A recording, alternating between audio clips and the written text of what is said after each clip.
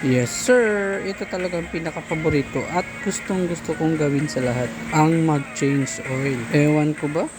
Iba sa pakiramdam, yung nakikita mong lumalabas, yung maitim na lumang langis. Parang tinatanggal mo rin yung lahat ng stress sa buhay mo, di ba? Walang kasing sarap sa feeling kapag isinasalin mo na itong bagong langis. Suwabing suwabe. Ramdam mo nagaganahan ulit na tumakbo ang makina. Sabi ng iba, marumi raw.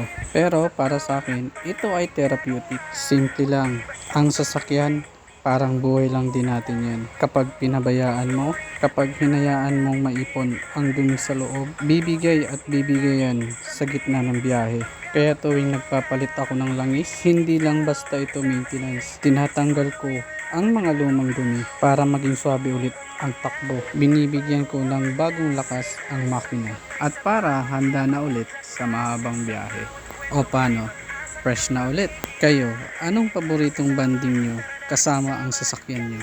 Mag-comment ka nga dyan sa baba. And don't forget to like and follow para sa mas marami pang maintenance vlog. Kita-kits ulit tayo sa susunod kong video.